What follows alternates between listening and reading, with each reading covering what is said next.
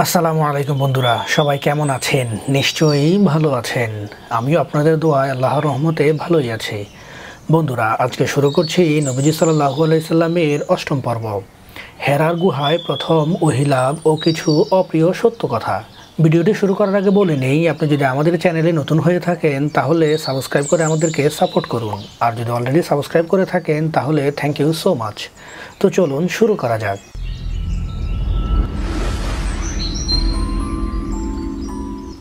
বন্ধুরা, পার্থিব ধন সম্পদে হজরত মুহাম্মদ সাল্লাল্লাহু আলাইহি সাল্লামের কখনোই কোনো মোহ ছিল না। হজরত খাদিজা রাদিয়াল্লাহু তাআলা আনহাকে বিয়ে করায় তিনি বিপুল সম্পদের অধিকারী হলেও তিনি গরিব ও নিঃস্বদের মধ্যে সম্পদ বিলিয়ে দেওয়ায় আবারও আগের অবস্থানেই ফিরে আসেন।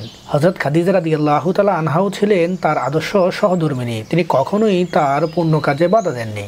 নবীজি সাল্লাল্লাহু আলাইহি সাল্লামের মন তবুও শান্ত হতো না। তিনি সমাজে বিরাজমান অসঙ্গতিতে অস্থির বোধ করতেন। মাঝে মাঝে তিনি কয়েকদিনের জন্য মক্কার পার্শ্ববর্তী হেরা পাহাড়ের, যার বর্তমান নাম জাবাল আল নূর, এর গুহায় গিয়ে ধ্যান করতেন। যারা এই গুহায় গিয়েছেন তারা জানেন এটি আসলে ঠিক প্রচলিত অর্থে গুহা নয়। এটি পাহাড়ের বুকে খুবই ছোট একটি গর্ত বা ফাটল বিশেষ, যেখানে কেবল একজন মানুষেরই বসার স্থান হয় এবং সেখানে বসলে কাবাঘর সুস্পষ্টভাবে দেখা যায়, যেন কেউ কেবল এই উদ্দেশ্যেই এই কাবামুখী গর্তটি নির্মাণ করেছিলেন। বুঝতেই পারছেন কার পরিকল্পনা হতে পারে। এই সময়টাতে তিনি বিচিত্র স্বপ্ন দেখতে শুরু করেন। তিনি স্বপ্নে দৈনন্দিন ঘটনা দেখতেন এবং প্রতিটা স্বপ্নই পরের দিন বাস্তব হতে থাকে। তিনি উদ্বিগ্ন কণ্ঠে খাদিজা রাদিয়াল্লাহু তাআলা আনহাকে ব্যাপারটি জানালেন। খাদিজা রাদিয়াল্লাহু তাআলা আনহা বলেন, এটি অবশ্যই আল্লাহর তরফ থেকে কোনো শুভ সংকেত। আপনার উদ্বিগ্ন হওয়ার কোনো কারণ নেই। বলে রাখা ভালো, আরবরা আল্লাহকে আল্লাহই ডাকত। এমন না যে নবীজি সাল্লাল্লাহু আলাইহি সাল্লাম আসার পরেই আল্লাহর সাথে তাদের পরিচয় হয়েছে। নবীজি সাল্লাল্লাহু আলাইহি সাল্লামের পিতার নাম ছিল আব্দুল্লাহ, মানে আল্লাহর দাস, অথচ তিনি বা তার পরিবারের কেউই মুসলিম ছিলেন না। ওদের সমস্যা ছিল আল্লাহকে আল্লাহ মানলেও আল্লাহর সাথে অন্যদের শরিক করে বজগড় পাকিয়ে ফেলা। ওরা ফেরেশতাদের গণ্য করত আল্লাহর কন্যা হিসেবে, আল্লাহর বিভিন্ন শক্তির মাধ্যমে বিভিন্ন রূপ দিয়ে পূজা করত এই আশায় যে ওদের সুপারিশে আল্লাহ যদি দোয়া কবুল করেন। তাদের বিশ্বাস ছিল মানুষ অতি অপবিত্র, তাদের কোনো যোগ্যতাই নেই পরম করুণাময় মহাপবিত্র আল্লাহর কাছে সরাসরি কিছু চাইবার। সেটা করলে বেয়াদবি হবে। প্রায় 6 মাস ধরে এই স্বপ্ন দর্শন চলে।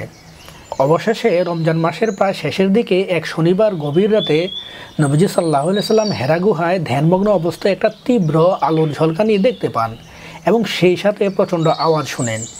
এতে তিনি চমকে ওঠেন, অবাক হন, ভয়ও পান। গুহা থেকে বেরিয়ে এসে তিনি কিছুই দেখতে পান না। চারপাশ ততটাই নীরব যা হবার কথা। পরের দিন রবিবার গভীর রাতেও একই ঘটনা ঘটে। তিনি আবারও কিছু দেখতে পান না। তিনি বুঝতে পারছেন না তার সাথে কী ঘটছে। শব্দগুলো তিনি স্পষ্ট শুনতে পাচ্ছেন, আলোর ঝলকানিও স্পষ্টই দেখছেন, কিন্তু তারপরে প্রকৃতি এতটাই স্বাভাবিক হয়ে যাচ্ছে যে একটু আগে ঘটা ঘটনাকে ভ্রান্তি বলে ভ্রম হয়। এবং তারপরের দিন সোমবার গভীর রাতে তীব্র আলোর ঝলকানির সাথে তিনি স্বর্গীয় দূত হজরত জিবরাইল আলাইহিস সালামকে তার সামনে দেখতে পান। এ এক অনন্য অভিজ্ঞতা। জিবরাইল আলাইহিস সালাম আল্লাহর মহান থেকে মহত্তর সৃষ্টি। ইংলিশে যাকে বলা হয় গ্র্যান্ড ম্যাগনিফিসেন্ট। লিখে বা মুখে বলেও বোঝানো সম্ভব না। আসমান জমিন দূরত্ব ঢেকে দেয় তার আকৃতি। চেহারা থেকে বিচ্যুত হয় নূরের দ্যুতি। পৃথিবীর কোনো বস্তুর সাথে তার তুলনা চলে না। জিবরাইল আলাইহিস সালাম ফেরেশতাদের সর্দার, আল্লাহর বিশেষ দূত, তার শ্রেষ্ঠ সৃষ্টির মধ্যে অন্যতম। নিজ আকৃতিতে হযরত মুহাম্মদ সাল্লাল্লাহু আলাইহি সাল্লামের সামনে দণ্ডায়মান। তখন পর্যন্ত যিনি একজন সাধারণ মানুষ। নবীজি সাল্লাল্লাহু আলাইহি সাল্লাম কিছু বুঝে ওঠার আগেই জিবরাইল আলাইহিস সালাম তাকে জড়িয়ে ধরলেন। পরবর্তীতে তিনি সেই অভিজ্ঞতা বর্ণনা করতে গিয়ে বলেন, জিবরাইল আলাইহিস সালাম আমাকে এত জোরে জাপটে ধরেছিল যে আমার নিঃশ্বাস বন্ধ হয়ে আসছিল। কি মজবুত সে বাঁধন! আমার মনে হচ্ছিল যেন আমার প্রাণ বেরিয়ে যাবে। তিনি যখন নিজের প্রাণ বাঁচাতেই জিবরাইল আলাইহিস সালামের বন্ধনে ছটফট করছেন, তখনই নাজিল হয় শেষ আসমানি কিতাবের প্রথম বাণী, ইকরা। জিবরাইল আলাইহিস সালাম তাকে নির্দেশ দেন, যার বাংলা অর্থ দাঁড়ায় পড়ো। বাংলার মতো আরবিতে ইকরা মানে পড়ো শব্দের দুরকম মানে হতে পারে। 1, কোনো লেখা দেখে পাঠ করা, অথবা 2, নিজের স্মৃতিশক্তি থেকে পাঠ করা। জিবরাইল আলাইহিস সালাম যখন নবীজি সাল্লাল্লাহু আলাইহি সাল্লামকে বললেন পাঠ করো, তখন নবীজি সাল্লাল্লাহু আলাইহি সাল্লাম ভেবেছিলেন তাকে কোনো লেখা থেকে পাঠ করতে বলা হয়েছে। তিনি বললেন, আমি জানি না কিভাবে পাঠ করতে হয়। জিবরাইল আলাইহিস সালাম আবারও নিজের সাথে জাপটে ধরে নির্দেশ দিলেন, পাঠ করো। মুহাম্মদ সাল্লাল্লাহু আলাইহি সাল্লাম আবারও ভয়ার্ত স্বরে বললেন, আমি পাঠ করতে জানি না। এইবার জিবরাইল আলাইহিস সালাম তৃতীয়বারের মতো নিজের সাথে জাপটে ধরে বললেন, পাঠ করুন আপনার প্রভুর নামে যিনি সৃষ্টি করেছেন মানুষকে আলাক মানে জমাট রক্ত বা যোগ সদৃশ্য বস্তু থেকে। পাঠ করুন আপনার পালনকর্তা মহাদয়ালু যিনি কলমের সাহায্যে শিক্ষা দিয়েছেন মানুষকে যা সে জানত না। বন্ধুরা খেয়াল করুন, মক্কার এক এতিম শিশু যার দাদা আরবের সবচেয়ে সম্মানিত ব্যক্তি ছিলেন, কিন্তু তারপরেও যে এককালে মানুষের মেষ ও উট চড়িয়েছে এবং যৌবনে নিজের সততা দিয়ে মক্কার অধিবাসীদের মন জয় করেছে, যার চরিত্রে মুগ্ধ হয়ে মক্কার সবচেয়ে ধনী মহিলাটি তাকে বিয়ে করেছিলেন, তিনি এক রাতের ব্যবধানে মক্কার আল আমিন থেকে রাসূলুল্লাহ সাল্লাল্লাহু আলাইহি সাল্লাম হয়ে গেলেন। সেই মহেন্দ্রখণ্ডটি থেকে অতি দ্রুত বদলে গেল পৃথিবীর ইতিহাস। চরমতম বর্বরা এক জাতি মাত্রই কয়েক বছরের ব্যবধানে হয়ে গেল পৃথিবীর ধারক বাহক। খুব অল্প সময়ের ব্যবধানে পাল্টে গেল পুরো জাতির চরিত্র, আচার ব্যবহার, সংস্কৃতি। হেরা পর্বতের আদিম গুহায় এক গভীর রাতে যে নূরের জ্যোতি প্রজ্বলিত হয়েছিল, অতি দ্রুত ভোরের আলোর মতো তা পৃথিবীময় ছড়িয়ে গেল। সমাপ্তি ঘটল হাজার হাজার বছরের জমাট বাঁধা অন্ধকার। এসবের নেপথ্যে কেবল একজন মানুষ জড়িত, তিনি আমাদের প্রিয় নবীজি, আমাদের ভালোবাসার আধার, আমাদের অতি প্রিয় অতি আপন হযরত মুহাম্মদ মুস্তাফা সাল্লাল্লাহু আলাইহি ওয়াসাল্লাম। এখন জিবরাইল আলাইহিস সালাম কেন তাকে 3 বার জাপটে ধরেছিলেন তার কোনো সুনির্দিষ্ট ব্যাখ্যা আমরা কোথাও খুঁজে পাই না। এক একজন স্কলার এক একভাবে ব্যাখ্যা খোঁজার চেষ্টা করেছেন।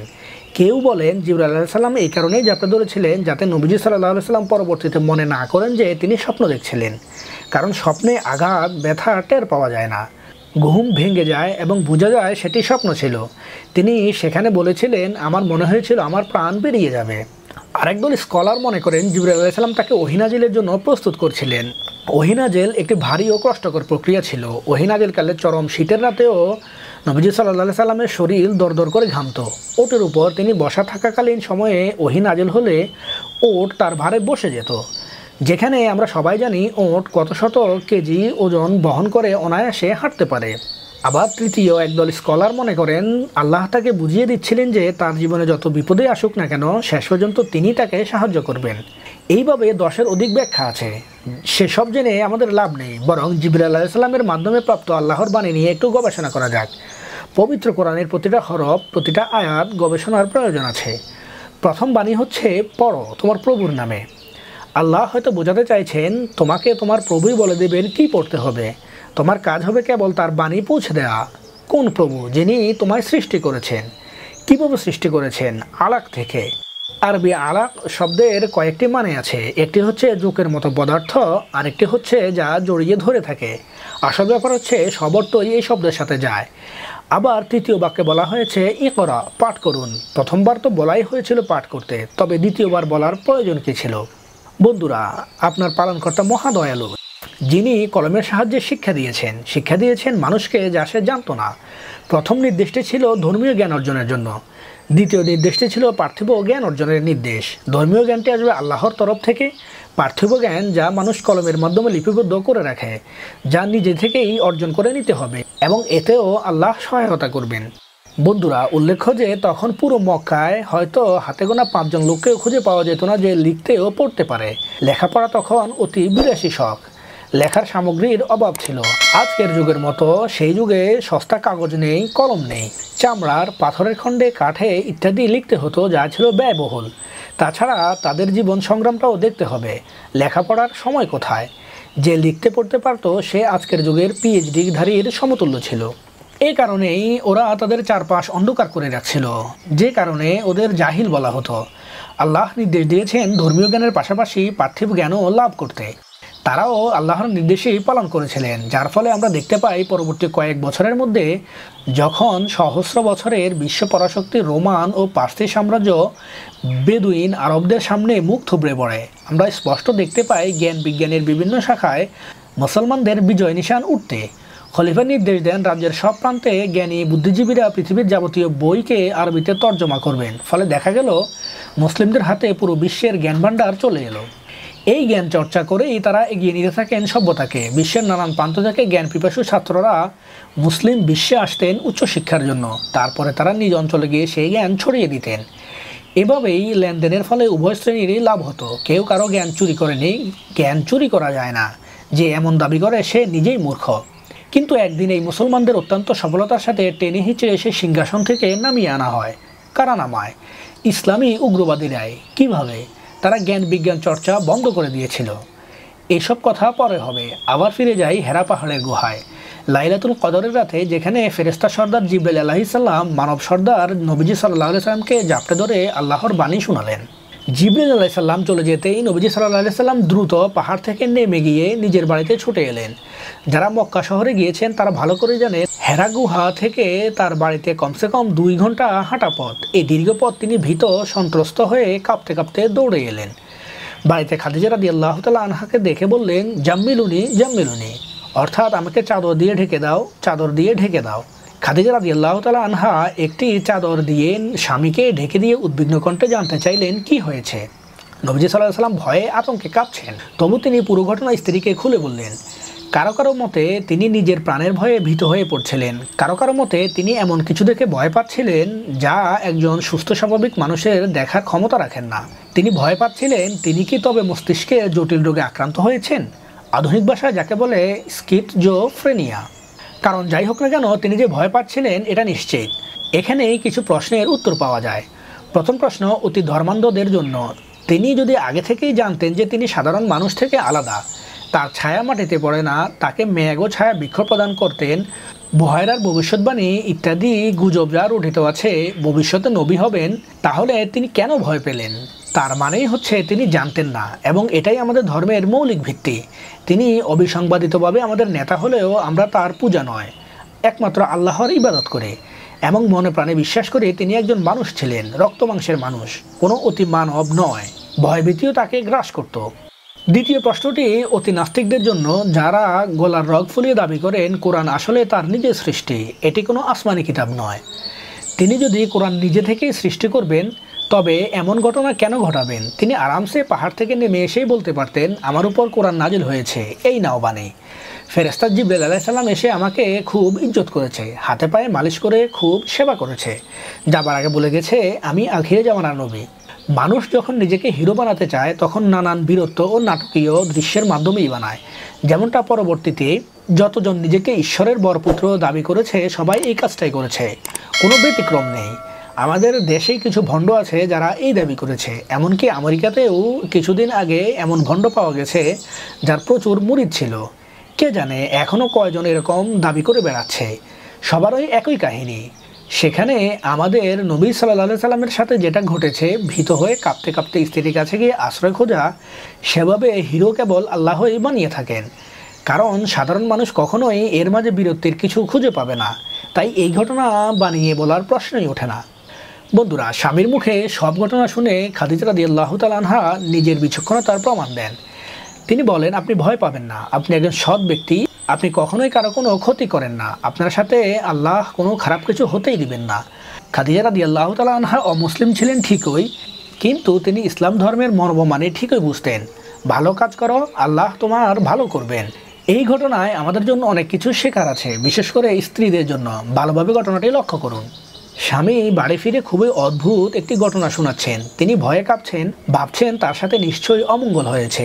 এই সময়ে অনেক স্ত্রী স্বামীর উপর উল্টো দায় চাপিয়ে বলেন, নিশ্চয়ই তুমি কিছু করেছ যে কারণে এমনটা হয়েছে, অথবা ভুরু কুঁচকে জানতে চান কিছু খেয়েছো কি, দেখি সামনে ঝুঁকো তো শুকে দেখি।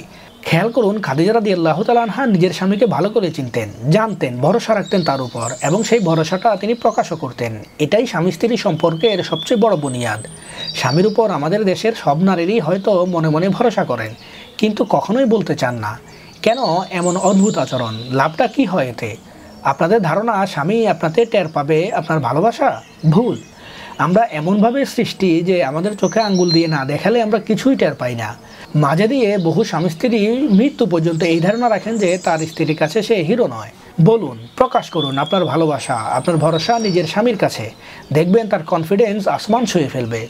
একই সাথে এইটাও খেয়াল করুন, জীবনের সবচেয়ে বিচিত্র আর ভয়াবহ অভিজ্ঞতায় নবীজি সাল্লাল্লাহু আলাইহি সাল্লাম তার প্রিয় স্ত্রীর কাছে ছুটে গেছেন। তিনি পারতেন তার চাচা আবু তালিবের বাড়িতে যেতে, পারতেন প্রিয় বন্ধু আবু বকরের বাড়িতে যেতে। সেটা না করে তিনি প্রথমেই এসেছেন নিজের স্ত্রীর কাছে। জানেন তার স্ত্রী তাকে সবচেয়ে ভালো করে চেনে, তাকে সবচেয়ে ভালো করে বুঝে। আমাদের বাঙালি পুরুষ হলে প্রথমেই ভাবতো মেয়ে মানুষের কাছে গিয়ে সাহস নেব, তাহলে আমার পুরুষত্ব কোথায়? ভালোবাসা লুকিয়ে রাখার বিষয় নয়, ভরসা, বিশ্বাস ইত্যাদিও যদি মনের মাঝে চেপে রাখেন তাহলে কারোর জন্যই উপকার হবে না। আমাদের বলা হয়েছে রাসূলের জীবনী থেকে শিক্ষা নিতে। এই কারণে প্রতিটা ক্ষুদ্রাতি ক্ষুদ্র ঘটনার পুঙ্খানুপুঙ্খ আলোচনা জরুরি, এবং শুধু আলোচনাই না, সেটা বাস্তব জীবনে প্রয়োগটা সবচেয়ে জরুরি। স্বামী স্ত্রীর সম্পর্ক এমনই হওয়া উচিত, সেটা কেবল এই একটি ঘটনা থেকেই আমরা নির্দেশনা পাই। বন্ধুরা, এরপর খাদিজা রাদিয়াল্লাহু তাআলা আনহা নবীজি সাল্লাল্লাহু আলাইহি সাল্লামকে নিয়ে তার এক আত্মীয় ওরাকা ইবনে নওফলের বাড়িতে যান, যিনি ছিলেন একজন বয়োজ্যেষ্ঠ ব্যক্তি। আজীবন ঈশ্বরের সন্ধানে ফিরে এখন সন্ধ্যালগ্নে তিনি মৃত্যুর প্রতীক্ষা করছেন। ওরাকা ইবনে নওফল পুরো ঘটনা শুনে বললেন, তোমার কাছে যে এসেছে সে একই সত্তা এর আগে মূসা আলাইহিস সালাম সহ বহু নবীর কাছেও এসেছিলেন। তুমি তাহলে আখিরে জমানার সেই প্রেরিত পুরুষ যার ভবিষ্যৎবাণী তাওরাত ও ইনজিলে করা হয়েছে। আমি সারা জীবন যার প্রতীক্ষা করেছি। আজকে আমার খুব আফসোস হচ্ছে, আমার বয়স যদি আরেকটু কম হতো তাহলে যখন তোমার সম্প্রদায়ের লোক তোমাকে ত্যাগ করবে তখন আমি বেঁচে থাকলে অবশ্যই তোমার পাশে এসে দাঁড়াতাম। বন্ধুরা, এই ফাঁকে কিছু কথা বলে নেই। কেউ কেউ বলেন ওরাকা ইচ্ছা করেই হযরত ঈসা আলাইহিস সালামের কথা বলেননি, শুধু মূসা আলাইহিস সালামের কথা বলেছেন। ওরাকা ইহুদি বা খ্রিস্টান ছিলেন না, কাজেই কোনো বিশেষ নবীর প্রতি তার কোনো পক্ষপাতিত্ব ছিল না। তিনি পৌত্তলিক পরিবারে জন্মগ্রহণ করেও বুঝতে পারতেন এইসব পাথরের মূর্তির কোনো ক্ষমতা নেই কারো ভালো মন্দ নির্ণয় করার। সারা জীবন এই সত্যের সন্ধান করে গেছেন তিনি ইহুদি ধর্ম নিয়ে পড়াশোনা করেছেন খ্রিস্টান ধর্ম নিয়েও। তাই তিনি আল্লাহ প্রেরিত নবীদের উপর বিশ্বাস করতেন। কিন্তু খ্রিস্টানরা যেমন ঈসা আলাইহিস সালামের পুজো করতেন, তিনি তা করতেন না। ইহুদিদেরও অনেক মতবাদেই তার প্রশ্ন ছিল, তাই তিনি অতি সহজে আমাদের নবীজি সাল্লাল্লাহু আলাইহি সাল্লামের উপর বিশ্বাস এনেছিলেন। বন্ধুরা, ঈসা আলাইহিস সালামের নাম না নেওয়ার পিছনে অনেক স্কলার এই যুক্তি দেন যে নবীজি সাল্লাল্লাহু আলাইহি সাল্লামের জীবনী পরবর্তীতে মূসা আলাইহিস সালামের সাথে মিলে যায় বেশি। মূসা আলাইহিস সালাম যেমন ছিলেন একই সাথে একজন নবী ও শাসক, তেমনি নবীজি সাল্লাল্লাহু আলাইহি সাল্লামকেও এক সময়ে নবী হবার পাশাপাশি শাসক হতে হয়েছে। ঈসা আলাইহিস সালাম কখনো শাসন করেননি। প্রশ্ন উঠে, ওরাকা কিভাবে জানলেন আমাদের নবী একসময় শাসক হতে চলেছে? ওরাকা নিজে তো কোনো প্রেরিত পুরুষ বা গণক ছিলেন না। উত্তর আসে, হয়তো বাইবেলের ওল্ড টেস্টামেন্ট বা আদি তাওরাতে এমনটাই লেখা ছিল। রোমান সম্রাট কনস্টান্টিন ও তার শাগরেদদের দ্বারা বিকৃত হতে হতে যেসব গ্রন্থ তাদের মৌলিকতা হারিয়েছে।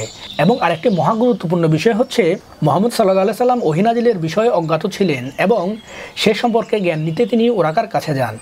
এ থেকে আমরা বুঝতে পারি জ্ঞান হচ্ছে এমন একটি বিষয় যা নিতে স্বয়ং নবীকেও একজন সাধারণ মানুষের কাছে যেতে হতে পারে। কোরআনেও আমরা দেখতে পাই মূসা আলাইহিস সালাম নবী হবার পরেও খিজর আলাইহিস সালামের কাছে গিয়েছিলেন জ্ঞান আহরণ করতে, যেটি বর্ণিত আছে সূরা আল কাহাফে।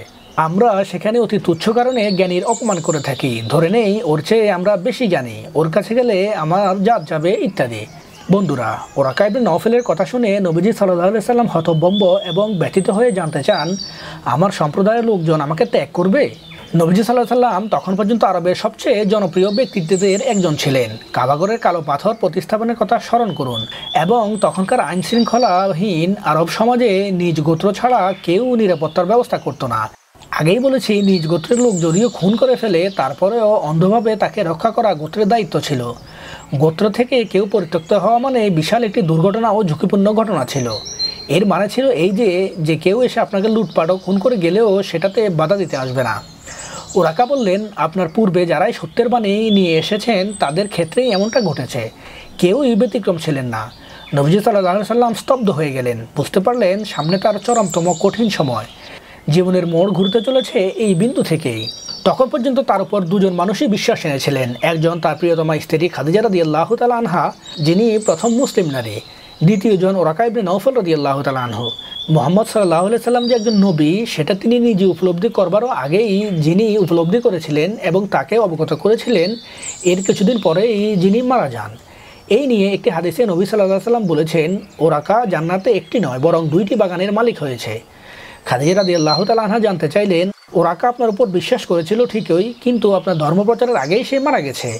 নবীজি সাল্লাল্লাহু আলাইহি সাল্লাম বলেন, আমি স্বপ্নে তাকে দেখেছি শ্বেত শুভ্র পোশাকে। যদি সে জাহান্নামের বাসিন্দা হতো তবে অন্য বর্ণের পোশাকে দেখতাম। এটি বর্ণিত আছে তিরমিজি শরীফে। বন্ধুরা, নবীজি সাল্লাল্লাহু আলাইহি সাল্লামের অষ্টম পর্ব এখানে শেষ করছি। ভিডিওটি কেমন লেগেছে কমেন্ট করে জানাতে ভুলবেন না। ভালো লাগলে লাইক ও শেয়ার করবেন এবং আমাদের চ্যানেলে নতুন হয়ে থাকলে সাবস্ক্রাইব করে আমাদেরকে সাপোর্ট করবেন। আজ এ পর্যন্তই, দেখা হবে পরবর্তী এপিসোডে। ততক্ষণ পর্যন্ত ভালো থাকুন, সুস্থ থাকুন, নিজের চারপাশ পরিষ্কার পরিচ্ছন্ন রাখুন।